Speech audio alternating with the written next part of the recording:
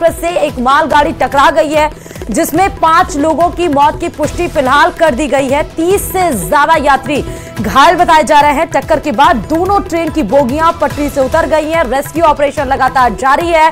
यह भी बता दें कि मालगाड़ी ने खड़ी ट्रेन को पीछे से टक्कर मार दी, यानी कि एक्सप्रेस ट्रेन खड़ी थी और मालगाड़ी ने ट्रेन को टक्कर मारी। आकाश दार्जिलिंग से सीधे हमारे साथ जुड़े हुए हैं। आकाश, अभी वहां पर क्या अपडेट है, क्या माहौल है?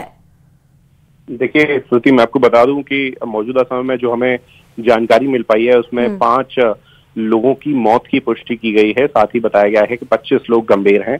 तस्वीरें भयावह हैं और साथ ही एनडीआरएफ की टीम जो है वो वहां पहुंच गई है। बताया जा रहा है कि जिस ट्रेन ने टक्कर मारी थी उसके जो इंजन केबिन में कहें कि लोको पायलट जो है वो अभी भी कहें कि उसमें फंसे हुए हैं। तो तस्वीरों में वो कहीं ना कहीं दिखाई दे रहा है। एनडीआरएफ की टीम और जो रेलवे की तमाम टीमें हैं वो निकालने का प्रयास उन्हें करेंगी। साथ ही और जो रेस्क्यू ऑपरेशन के जो अन्य पहलू हैं उन पर भी ध्यान दिया जा रहा है। जो घायल हैं उन्हें उपचार के लिए नजदीकी सरकारी अस्पताल में भर्ती कराया गया है। इसके अलावा इस मामले की भी जांच शुरू कर दी गई है कि आखिर किसकी गलती की वजह से यह हादसा हुआ, क्योंकि शुरुआती जानकारी जो रेलवे अधिकारियों की तरफ से दी जा रही है उसमें बताया जा रहा है कि सिग्नल ओवरशूटिंग की वजह से यह हादसा हुआ है। जहां तक सिग्नल ओवरशूटिंग की बात है तो सिग्नल ओवरशूटिंग का मतलब है कि सिग्नल को गलत एस्पेक्ट पर क्रॉस किया गया है, उसकी वजह से यह हादसा हुआ। ये ऑटोमेटिक सिग्नलिंग की लाइन थी जहां पर 2 ट्रेनों को बड़ी आसानी से एक के बाद एक चलाया जा सकता है, लेकिन किसी लोको पायलट की गलती की वजह से अगर ओवरशूटिंग हो जाती है तो ऐसे हादसे अमूमन देखने को मिल जाते हैं। और इस मामले में भी वही बताया जा रहा है। मौजूदा समय में रेस्क्यू ऑपरेशन पर पूरा ध्यान है। सभी सीनियर अधिकारी जो हैं वो मौके पर पहुंच चुके हैं। पुलिस लगातार वहां बनी हुई है। इसके अलावा सीनियर डीसीएम, डीआरएम और जोन लेवल के जो तमाम अधिकारी हैं वो वहां पहुंच गए हैं और मौजूदा समय में रेस्क्यू ऑपरेशन पर ध्यान दिया जा रहा है। आकाश, क्योंकि आपने बताया लोको पायलट अगर ओवर शूटिंग करता है तो क्या इसकी जानकारी पहले लोको पायलट को नहीं दी जाती है? देखिए ये ह्यूमन एरर में काउंट किया जाता है। और लोको पायलट जो होते हैं वो इस बात की ट्रेनिंग उन्हें बकायदा दी जाती है कि किस तरह से, किस एस्पेक्ट से ट्रेन को चलाना है। लेकिन आमतौर पर जब ऐसे इंसिडेंट हो जाते हैं तो किस वजह से ये ओवर शूटिंग हुई है, क्या उसका कारण रहा है, ये बेशक जांच का विषय है। लेकिन देश भर में हजारों रेलगाड़ियां चल रही हैं। अभी मैं और आप जब बात कर रहे हैं तब भी हजारों रेलगाड़ियों का परिचालन सफलतापूर्वक किया जा रहा है। और इंडियन रेलवे के जो और सिग्नलिंग सिस्टम की बात जब हम करते हैं तो इसे फेल प्रूफ सिस्टम कहा जाता है। और उसके बावजूद अगर यह हादसा हुआ है तो इसकी तह में जाना जरूरी है। इंक्वायरी जरूर बैठेगी। साथ में कल या परसों तक ज्वाइंट नोट आ जाएगा या आज शाम तक ही अगर ज्वाइंट नोट आ जाएगा तो इस बात की भी पुष्टि हो जाएगी कि क्या वो कारण थे जिनकी वजह से हादसा हुआ। मौके पर अधिकारी क्या कह रहे हैं? आकाश, कितने लोगों की 5 लोगों की मौत की पुष्टि हुई है, 30 से ज्यादा गंभीर बताए जा रहे हैं। रेस्क्यू ऑपरेशन लगातार जारी है। कितनी देर में उस ट्रैक को क्लियर करा लिया जाएगा? देखिए बिल्कुल, जहां तक ट्रैक की बात है तो इसमें अभी थोड़ा समय लगेगा। वहां पर ट्रैफिक जो है वो बाधित है।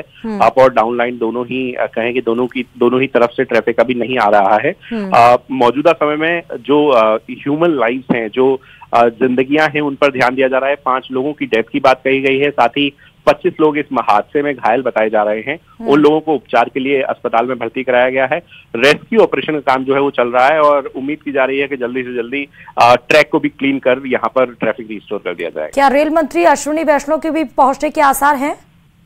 मौजूदा समय में इसकी संभावनाएं कम है, क्योंकि जानकारी में बताया गया है कि रेल मंत्री वॉर रूम से ही लगातार इस मामले पर नजर बनाए हुए हैं। और 2-3 घंटे की अगर हम बात कहें तो ये अनुमान है हमारा कि 2-3 घंटे में इस ट्रैक को भी क्लियर कर दिया जाएगा। क्योंकि बताया गया कि जो पैसेंजर ट्रेन के जिन डब्बों को कहें कि सबसे ज्यादा क्षति पहुंची है वो गार्ड का डिब्बा है जिसमें कोई यात्री नहीं होता, सिर्फ गार्ड होता है। और 2 पार्सल वैन है जिसमें पार्सल जाते हैं।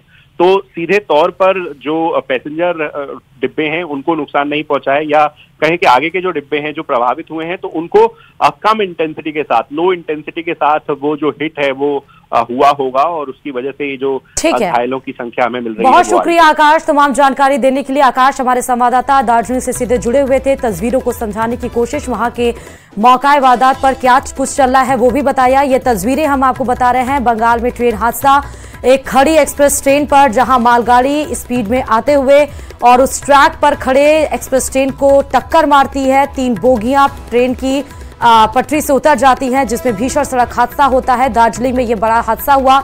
तस्वीरें भयावह करने वाली हैं। जिस तरह ट्रेन के डिब्बे क्षतिग्रस्त बताए गए हैं। 2 लोगों से ज्यादा की मौत की खबर है। 25 लोग फिलहाल इसमें घायल बताए जा रहे हैं। फिर रेस्क्यू ऑपरेशन लगातार जारी है। जिस तरह, क्योंकि बताया जा रहा है कि रेस्क्यू में थोड़ा टाइम लग सकता है, इसीलिए जो रेलवे प्रशासन है उसने हेल्पलाइन नंबर भी जारी कर दिए हैं। 15 से ज्यादा एम्बुलेंस की गाड़ियां वहां का मौके पर मौजूद है। रेल मंत्री अश्विनी वैष्णव अपने वॉर रूम से ही लगातार इस मौके पर नजरें गड़ाए हुई हैं और इस पर जल्दी ही सुधार करने की बात, फटाफट अंदाज में करने की बात की जा रही है। वहीं हादसे को लेकर ममता बनर्जी ने ट्वीट किया है। उन्होंने कहा है कि अभी अभी दार्जिलिंग जिले के फांसीदेवा क्षेत्र में एक दुखद रेल दुर्घटना के बारे में जानकारी स्तब्ध हूं जानकर। हालांकि विवरण की प्रतीक्षा है। कंचनजंगा एक्सप्रेस कथित तौर पर एक मालगाड़ी से टकरा गई है। बचाव और पुनर्प्राप्ति चिकित्सा सहायता के लिए डीएम, एसपी, डॉक्टर, एम्बुलेंस और आपदा टीमों को घटनास्थल पर भेजा गया है। युद्ध स्तर पर कार्रवाई जारी है। तो पश्चिम बंगाल की मुख्यमंत्री ममता बनर्जी का ये ट्वीट सामने आया है। रेस्क्यू ऑपरेशन में एनडीआरएफ और तमाम अधिकारी मौके पर जुटे हुए हैं। यात्रियों से भरी ट्रेन एक बार फिर हादसे का शिकार हुई है, जिसमें जो यात्री हैं उनको पता नहीं था कि वो जिस ट्रेन से यात्रा कर रहे हैं वो दुर्घटनाग्रस्त हो जाएगी। फिलहाल 5 लोगों की मौत की खबर आई है। 25 से 30 लोग घायल बताए जा रहे हैं, जिनको हॉस्पिटल पहुंचाया गया है। 15 से ज्यादा एम्बुलेंस की गाड़ी मौके पर मौजूद है। ममता बनर्जी का यहां पर ट्वीट भी आ गया है, युद्ध स्तर पर कार्रवाई की जाए और युद्ध स्तर पर रेस्क्यू ऑपरेशन जारी हो। रेल मंत्री अश्विनी वैष्णव ने इस तरह की जानकारी दी है। मौके पर वहां पर मौजूद है तमाम लोग। फिलहाल ये झारखंड से आपको बड़ी खबर बता दें। झारखंड के पश्चिम सिंहभूम से ये बड़ी खबर है, जहां पर सुरक्षा बल और नक्सलियों में मुठभेड़ हुई है। सुरक्षा बल ने मुठभेड़ में 4 नक्सलियों को मार गिराया है। सुरक्षा बल ने 2 नक्सलियों को गिरफ्तार भी कर लिया है। नक्सलियों से बड़ी संख्या में हथियार भी बरामद किए गए हैं। फिलहाल ये तस्वीरें आपको हम दिखा रहे हैं। सुरक्षा बल और नक्सलियों में मुठभेड़ की ये जो तस्वीर है वो सामने है। इसमें बड़ी कामयाबी एक तरह से सुरक्षा बलों को मिली है, क्योंकि जो नक्सली गिरफ्तार किए गए हैं उनके पास से बड़ी संख्या में हथियार भी बरामद की गई है। तो सुरक्षा बल और नक्सलियों में मुठभेड़ की यह खबर आपको बता रहे हैं, जहां पर सुरक्षा बल ने 2 नक्सलियों को गिरफ्तार किया। उनके पास से बड़ी संख्या में हथियार भी बरामद किए गए हैं। झारखंड से ये सीधे तस्वीरें सिंहभूम से। और इस वक्त दिल्ली से बड़ी खबर यह है कि मुख्यमंत्री भजनलाल शर्मा का आज दिल्ली दौरा है और पीएम आवास पहुंच चुके हैं। मुख्यमंत्री भजनलाल शर्मा प्री बजट बैठक में सम्मिलित होने के लिए पहुंचे हैं, जहां पर्यावरण मंत्री से लेकर खान मंत्री तक और पेट्रोलियम मंत्री और साथ ही कोयला मंत्री से भी मुलाकात करने का सिलसिला मुख्यमंत्री भजनलाल शर्मा का बताया जा रहा है। पीएम आवास में पहुंच चुके हैं। मोदी से भजनलाल सरकार मुलाकात कर रहे हैं। 7 लोग कल्याण मार्ग पर ये मुलाकात कर रहे हैं। मुख्यमंत्री भजनलाल शर्मा पीएम आवास पहुंचे हैं। मुख्यमंत्री भजनलाल शर्मा जहां पहले ये आई थी जयपुर में, आज सुबह से ही रवाना की और सीधे दिल्ली पहुंचे, जहां केंद्रीय नेतृत्व से मुलाकात की बात आ रही थी। हालांकि इसको लेकर सियासी गलियारों में थोड़ी हलचल भी आई थी, लेकिन फिर रुक हो गया कि हाँ, पूर्व जो बजट है, जो बजट लॉन्च होने वाली है राजस्थान में, या फिर देश का जो पूर्ण बजट आने वाला है, उसके पहले ये बैठक होनी है, पूर्व बजट बैठक, और जिसमें के लिए मुख्यमंत्री भजनलाल शर्मा जहां पीएम आवास में प्रधानमंत्री नरेंद्र मोदी से मुलाकात कर रहे हैं और उसके बाद जयपुर भी जाने का रुख तब बताया जा रहा है, क्योंकि जयपुर में भी आज पूर्व जो बजट बैठक है उसमें भी सम्मिलित होना है। और लगातार दिल्ली से लखबीर हमारे साथ इस खबर पर जुड़े हुए हैं। लखबीर, इस खबर पर अभी क्या अपडेट है? जी बिल्कुल, करीब आधे घंटे से ज्यादा का समय हो गया है कि 7 लोक कल्याण मार्ग जो प्रधानमंत्री का अधिकृत आवास है, वहां पर मुख्यमंत्री भजनलाल शर्मा की और पीएम मोदी की मुलाकात जारी है। आज का ये जो दौरा काफी महत्वपूर्ण कई मायनों में है, क्योंकि प्री बजट कई बैठकें मुख्यमंत्री भजनलाल शर्मा को दिल्ली में करनी है, जिसमें खान मंत्री, पेट्रोलियम मंत्री, पर्यावरण मंत्री और कोयला मंत्री से महत्वपूर्ण मुलाकात होगी, क्योंकि ऊर्जा के क्षेत्र में ये मुलाकातें होनी है कि आखिरकार जो जो जरूरतें हैं, खास करके कोयले की, क्योंकि पिछली सरकार के समय भी कोयले का संकट राजस्थान में था और पूर्व मुख्यमंत्री अशोक गहलोत ने भी कई मर्तबा तत्कालीन कोयला मंत्री प्रहलाद जोशी से मुलाकात की थी और छत्तीसगढ़ से कोयला राजस्थान को मिले, इसके लिए मुलाकातें हुई थी। लेकिन अब चूंकि बिजली संकट भी है और ऊर्जा के क्षेत्र में कई जरूरतें राजस्थान को है और बजट चूंकि राजस्थान सरकार जल्द अपना पेश करने वाली है, ऐसे में जो जो जरूरतें राजस्थान को है, चाहे वो पेट्रोलियम क्षेत्र में हो, खान के क्षेत्र में हो या कोयला के क्षेत्र में हो, तो संबंधित जो मंत्री हैं उनको तमाम अपनी जरूरतों को रूबरू मुख्यमंत्री भजनलाल शर्मा कराएंगे, जिसका कि असर बजट में देखने को भी मिले। और इसीलिए आज ये जो उनका दौरा है वो काफी महत्वपूर्ण है, क्योंकि अपने एसीएस स्तर के अधिकारियों को भी साथ लेकर मुख्यमंत्री भजनलाल शर्मा आए हैं, जिसमें एसीएस शिखर अग्रवाल और अखिल अरोड़ा शामिल हैं। इन तमाम अधिकारियों के साथ तमाम जो जिम्मेदार मंत्री हैं केंद्र के, उनसे मुलाकात करके राजस्थान को जिन जिन चीज़ों की ज़रूरत है उनसे रूबरू मुख्यमंत्री भजनलाल शर्मा करवाएंगे और तमाम वो लाभ लेना चाहते हैं जिनकी राजस्थान को फिलहाल दरकार है। और ऊर्जा क्षेत्र के लिहाज से काफ़ी महत्वपूर्ण ये दौरा है। और चूंकि अभी पीएम मोदी से ये मुलाकात चल रही है तो निश्चित रूप से ब्यूरोक्रेसी पर तो चर्चा होगी, ब्यूरोक्रेसी पर तो बातचीत होगी, लेकिन चूंकि राजस्थान में जो लोकसभा चुनाव परिणाम आया है उस पर भी पीएम मोदी और सीएम भजनलाल शर्मा की मुलाकात निश्चित होगी, क्योंकि राजस्थान का जो चुनाव। लखबीर, तमाम जानकारी देने के लिए। तो बता दें मुख्यमंत्री भजनलाल शर्मा सीधे पीएम आवास पे पहुंच चुके हैं, प्रधानमंत्री नरेंद्र मोदी से मुलाकात करें। बहुत बहुत शुक्रिया लखबीर तमाम जानकारी देने के लिए। चलिए अब आपको सीधे महाराष्ट्र से बड़ी खबर बताते हैं, जहां महाराष्ट्र के नागपुर से ये बड़ी खबर है, जहां हिट एंड रन केस की पड़ताल में एक और चौंकाने वाली खबर का पर्दाफाश हुआ है। जी हां, जानकारी के मुताबिक 22 मई को पुरुषोत्तम पुत्तेवार की हत्या के बाद आरोपियों ने होटल में जाकर पार्टी की थी। आरोपी नीरज निमजे और सचिन धार्मिक ने हत्याकांड का जश्न मनाने के लिए ये पार्टी की थी, जिसकी तस्वीरें अब पुलिस के हाथ लग चुकी हैं। आपको यह भी बता दें कि यह मामला 300 करोड़ की प्रॉपर्टी को हड़पने से जुड़ा हुआ है, जिसमें 82 साल के पुरुषोत्तम पुत्तेवार की हत्या की साजिश में उनकी बहू अर्चना पुत्तेवार का नाम सामने आया था। तब से अब तक नागपुर पुलिस इस मामले की सारी कड़ियां खोलने में जुटी है और पुलिस को अब सीसीटीवी फुटेज भी नजर आ गई है, जिसके आधार पर आगे इससे जुड़ी जो कड़ियां हैं उसमें पुलिस को सफलता जरूर मिलने वाली है। फिलहाल पुलिस के हाथ ये लगी है जश्न की तस्वीर। 300 करोड़ की प्रॉपर्टी से जुड़ा ये मामला है, खुद इसमें बहू की संलिप्तता नजर आ रही है।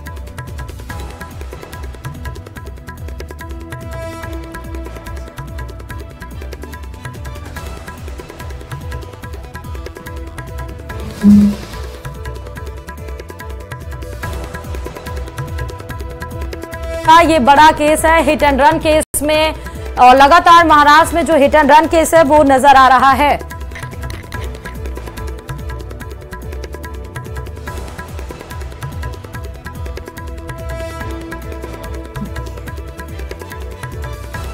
तो हिट एंड रन केस में पर्दाफाश, हत्या के बाद आरोपियों ने पार्टी की है होटल में जाकर, वो बड़ी खबर, वो जो सीसीटीवी फुटेज है वो सामने आई है। और अब बात एनसीईआरटी के सिलेबस में चेंजेस की, यानी बदलाव की, क्योंकि एनसीईआरटी के सिलेबस में अब बाबरी मस्जिद का नाम हटाने को लेकर एक विवाद सामने आया है। दरअसल एनसीईआरटी की 12वीं क्लास की सामाजिक विज्ञान विषय से अयोध्या विवाद वाले चैप्टर को छोटा किया गया है और नई एनसीईआरटी की किताब में बाबरी मस्जिद का नाम भी हटा दिया गया है और बाबरी मस्जिद के ढांचे को 3 गुना गुंबद वाला ढांचा कहा गया है। इसके चैप्टर को छोटा करके 4 से 2 पेज में किया गया है। वहीं राम मंदिर के मुख्य पुजारी आचार्य सत्येंद्र दास ने एनसीईआरटी के इस फैसले का विरोध किया और इसे बड़ी गलती बताया है। उन्होंने ये भी कहा कि राम मंदिर बनाने के लिए जो आंदोलन हुआ, इसके बारे में सभी को जानने का अधिकार है। तो एनसीईआरटी के 12वीं क्लास में चेंजेस हुए हैं, लेकिन इसको लेकर नाराजगी भी जताई गई है। 22-23 दिसंबर 49 में रामलला वहाँ प्रकट हुए, उनकी पूजा अर्चना शुरू हुई। जो रामलला अभी भी जो वर्तमान समय में भी इस नए मंदिर में विराजमान हैं, इसको नहीं दर्शाएंगे, फिर पूरा इतिहास जो होगा यह सामान्य रूप से सबको कैसे पता चलेगा। इसलिए यह अधूरी है। इनके जो एनसीईआरटी की पुस्तक बनाई जा रही है और इनकी सोच गलत है। इनकी सोच दिखाना चाहिए कि हम बारंबार कह रहे हैं कि 500 वर्षों के संघर्ष के बाद तब यह सफलता हमको मिली है। चलिए खबरों में आगे बढ़ते बताते चले कि पोप फ्रांसिस पर किए गए केरल कांग्रेस के ट्वीट पर बवाल मच गया है। तो केरल कांग्रेस ने फिर एक पोस्ट कर माफी मांगी है और कहा है कि किसी भी धर्म का तिरस्कार करना कांग्रेस की परंपरा नहीं।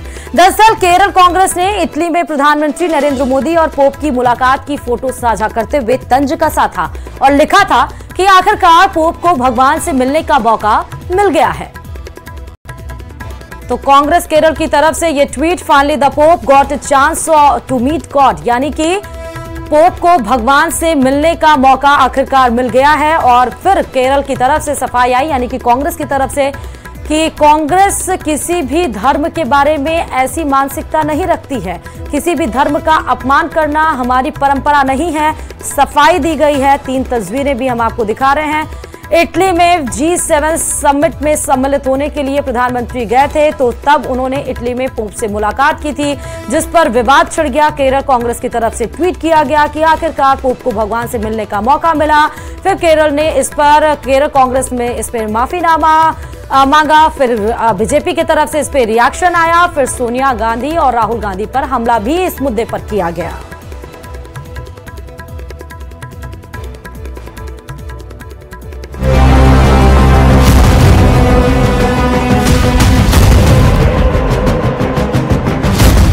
इटली के अपोलिया में प्रधानमंत्री मोदी ने पोप फ्रांसिस से मुलाकात की, उनसे गले मिले और उन्हें भारत आने का न्योता दिया। लेकिन भारत में इस मुलाकात को सियासत का हथकंडा बना लिया गया। केरल कांग्रेस ने इस मुलाकात पर तंज कसने के लिए सोशल मीडिया साइट एक्स पर एक पोस्ट किया, बाकायदा मोदी और पोप की मुलाकात की फोटो के साथ। केरल कांग्रेस ने लिखा कि आखिरकार पोप को भगवान से मिलने का मौका मिला और इसके साथ हंसने वाली एक इमोजी भी लगा दी। केरल कांग्रेस का ये तंज कुछ ही घंटों बाद पूरी की पूरी कांग्रेस के लिए गले की फांस बन गया। विपक्षी दल का ये तंज सिर्फ मोदी पर नहीं था, बल्कि इसमें पोप फ्रांसिस का नाम शामिल था, जो ईसाई धर्म के सबसे बड़े धर्मगुरु हैं और जिनका अपमान ईसाई धर्म का अपमान माना जाता है। बीजेपी ने इसी पर कांग्रेस पर एक के बाद एक हमला बोलना शुरू कर दिया। केरल बीजेपी के महासचिव और मोदी मंत्रिमंडल में मंत्री जॉर्ज कुरियन ने एक्स पर पोस्ट करते हुए कहा, कांग्रेस के इस ट्वीट में प्रधानमंत्री मोदी की तुलना भगवान ईसा मसीह से की गई है। ये बिल्कुल अनुचित है और ईसाई समुदाय का अपमान है। जो ईसा मसीह को मानते हैं, ये शर्मनाक है कि कांग्रेस इस स्तर तक पहुंच गई है। इतना ही नहीं, वर्षों तक कांग्रेस में रहे A.K. एंटनी के बेटे अनिल के एंटनी ने भी कांग्रेस को इस मुद्दे पर घेरा और यहां तक कह दिया कि जिस कांग्रेस की सबसे ज्यादा समय तक अध्यक्ष रही सोनिया गांधी कैथोलिक धर्म का पालन करती हैं, उन्हें माफी मांगनी चाहिए। उन्होंने एक्स पर पोस्ट करते हुए कहा, दुखद और निंदनीय है कि केरल कांग्रेस ने हमारे प्रधानमंत्री नरेंद्र मोदी जी और उनके लगातार बढ़ते वैश्विक कद के प्रति अपनी अंधी नफरत के कारण पवित्र पिता पोप फ्रांसिस का भी मजाक उड़ाया। कांग्रेस संसदीय दल के अध्यक्ष श्रीमती सोनिया गांधी के नेतृत्व में, जो एक कैथोलिक के रूप में जानी जाती हैं, उन्हें माफी मांगनी चाहिए।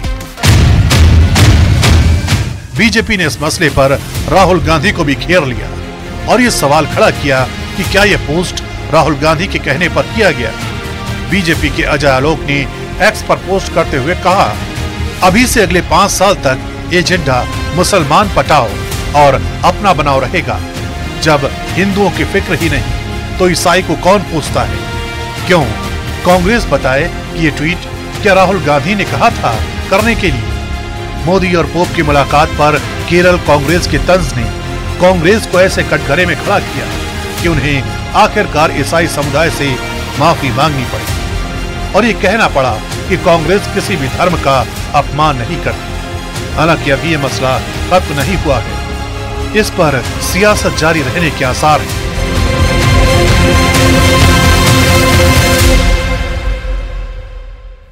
और चलिए अब बात करते हैं सिक्किम में भारी बारिश और जमीन खिसकने के दौर शुरू हो चुका है उसकी, क्योंकि जगह जगह भारी बारिश के बाद जमीन खिसकने की घटना सामने आ रही है।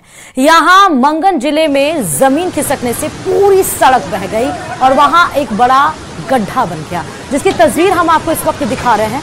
आप देख सकते हैं ये पूरा सड़क है जहां पर अचानक से बारिश के बाद जमीन खिसक गई और एक बड़ा गड्ढा उस सड़क पर हो गया। एक वीडियो भी इसका सामने आ गया है जिसमें जमीन खिसकने के बाद एक कार मलबे में दबी हुई दिखाई पड़ रही है।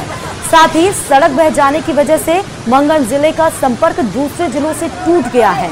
ये फिलहाल भीषण बारिश का दौर सिक्किम के मंगन की और उसके बाद बारिश के बाद सड़क किस तरह से वहां पर एक टूटा और मलबा में तब्दील हुआ और एक कार उसमें दब गई। और असम के गुवाहाटी में भारी बारिश के बाद कई इलाकों में सड़क पर पानी भी भर गया। सड़क पर पानी भर जाने की वजह से गाड़ियां डूब गई हैं। गुवाहाटी की ये तस्वीर आपको दिखा रहे हैं। सड़क पर देखिए किस तरह से पानी है। गुवाहाटी के अनिल नगर और चांदमारी इलाकों का वीडियो जो है वो सामने आया है। यहां बारिश के बाद बाढ़ जैसे हालात बन गए हैं। लोगों के घरों में बारिश का पानी भी घुस गया है, तो सड़कें पानी से सराबोर हैं। आप देख सकते हैं कार जो सड़क पर चल रही है, जो गाड़ियां चल रही हैं, उसके जो टायर हैं वो पानी में डूबे नजर आ रहे हैं। सड़क पर पानी भर गया है। असम की गुवाहाटी से भारी बारिश के बाद सड़क पानी से सराबोर नजर आ रहा है।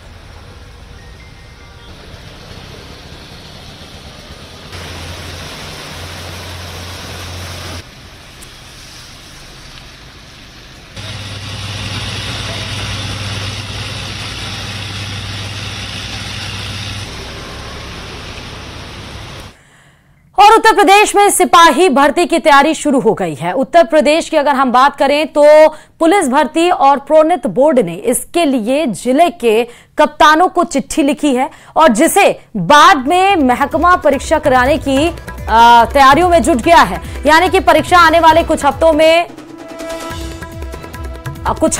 यह परीक्षा हो सकती है। बोर्ड ने अभी तारीखों का ऐलान नहीं किया है, लेकिन जिलों में तैयारी के लिए दिशा निर्देश जारी किए गए हैं और उसमें यह कहा गया है कि आने वाले कुछ हफ्तों में सिपाही भर्ती परीक्षा कराया जाना प्रस्तावित है। इसी साल फरवरी महीने में यह परीक्षा आयोजित की गई थी।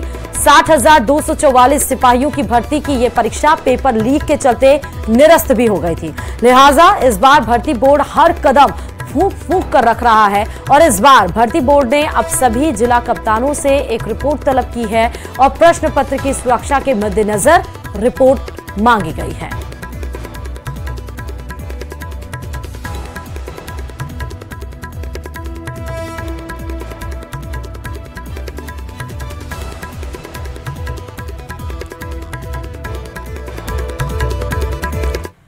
और उधर चिनाब नदी पर बने दुनिया का सबसे ऊंचा रेलवे पुल बनकर तैयार हो गया है। इस पुल पर ट्रेन भी दौड़ी है। ट्रेन का सफल ट्रायल संगलदान से रियासी तक रहा है। रेल मंत्री अश्विनी वैष्णव ने ट्वीट कर इस बात की जानकारी दी है। लाइन पर रेल सेवाएं जल्द ही शुरू होंगी। चिनाब नदी से लगभग 359 मीटर ऊपर बना ये पुल दुनिया का सबसे ऊंचा रेल पुल है। चिनाब रेल पुल के निर्माण में कुल 30,000 मीट्रिक टन स्टील का उपयोग किया गया है। तो दुनिया का सबसे ऊंचा ये पुल आपको नजर आ रहा है। रेल मंत्री अश्विनी वैष्णव ने खुद ट्वीट कर इस बात की जानकारी दी है। सबसे ऊंचे रेलवे पुल पर ट्रेन दौड़ती हुई आपको नजर आए। संगलदान के रियासी तक ट्रेन का सफल ट्रायल कराया गया है। और आज देश भर में ईद उल अजहा यानी कि बकरीद का त्यौहार मनाया जा रहा है। जी हां, इस मौके पर ईदगाह या मस्जिदों में विशेष नमाज अदा की गई है। इस पर्व पर इस्लाम धर्म के लोग नमाज पढ़ने के बाद कुर्बानी देते हैं। वहीं बकरीद के मौके पर सुरक्षा के कड़े इंतजाम किए गए हैं। देश के अलग अलग राज्यों में सुरक्षा को लेकर खास इंतजाम किए गए हैं। यूपी में भी सुरक्षा कड़ी है। यूपी के सीएम योगी आदित्यनाथ ने हालांकि अधिकारियों को बकरीद पर सड़क पर नमाज ना होने के निर्देश दिए हैं।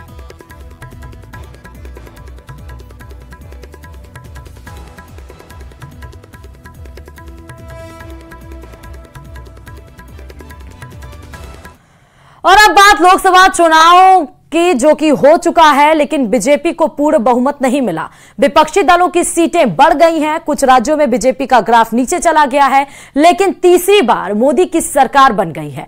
अमेरिका के एक बिजनेसमैन ने ईवीएम को लेकर ट्वीट किया। इसके बाद भारत में घमासान मचा हुआ है। इसी पर देखिए ये खास रिपोर्ट।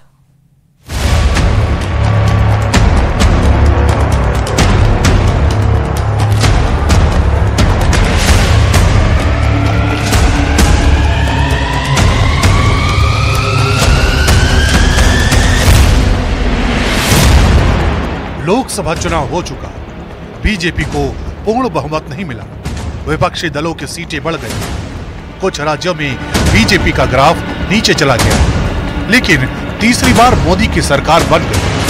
विपक्ष को ईवीएम पर बोलने का मौका नहीं मिला, लेकिन अमेरिका के एक बिजनेसमैन ने ईवीएम को लेकर एक ट्वीट किया और हिंदुस्तान में सियासी घमासान छिड़ गया। ईवीएम एक बार फिर विपक्ष के लिए विलन बन गई।